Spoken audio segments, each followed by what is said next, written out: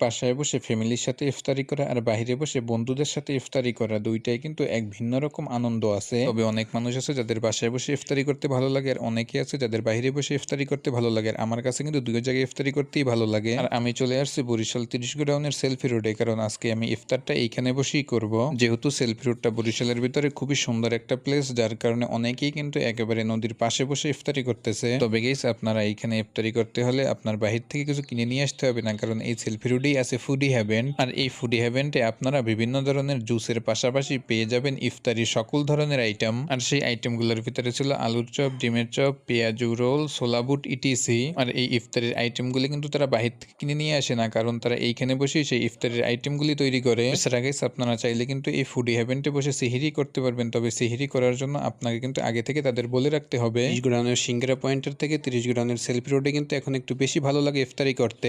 30 গোডাউনের রাস্তায় কাজ চলতেছে, যার কারণে সিঙ্গারা পয়েন্টে একটু ধুলাবালি বেশি। তাই আমি মনে করি যে এই সেলফি রোডটাই বেস্ট ইফতারি করার জন্য। এই সেলফি রোডের চারদিকটা কিন্তু খুবই সুন্দর পরিষ্কার পরিচ্ছন্ন একটা পরিবেশ। তারপর আমাদের ইফতারি নিয়ে আসলো। আর ফুডি হেভেনটে যতগুলি ইফতার আইটেম বানায়, আমি কিন্তু সবগুলো ইফতার আইটেমই অর্ডার দিয়েছিলাম। তারপর কিন্তু সময় মতো আজান দিয়ে দিল, মাগরিবের আজান। আর আজান দেওয়ার সাথে সাথে কিন্তু আমি ইফতারি করতে শুরু করে দিলাম। আর হ্যাঁ, ফুডি হেভেনটের খাবারের টেস্ট কিন্তু মোটামুটি ভালোই ছিল, বিশেষ করে ইফতারের আইটেমগুলি। গাইস, আপনারা যদি খুবই সুন্দর একটা পরিবেশে এবং খোলা আকাশের নিচে ইফতার করতে চান, তাহলে আমি আপনাকে সাজেস্ট করতে পারি যে এই বরিশাল 30 গোডাউনের সেলফি রোডের ফুডি হেভেনটে। তো যাই হোক, আজকের ভিডিওটা এই পর্যন্ত। গাইস, আপনি যদি আমার পেজে নতুন হয়ে থাকেন তাহলে অবশ্যই পেজটাকে একটা ফলো দিয়ে পাশে থাকবেন। আল্লাহ হাফেজ।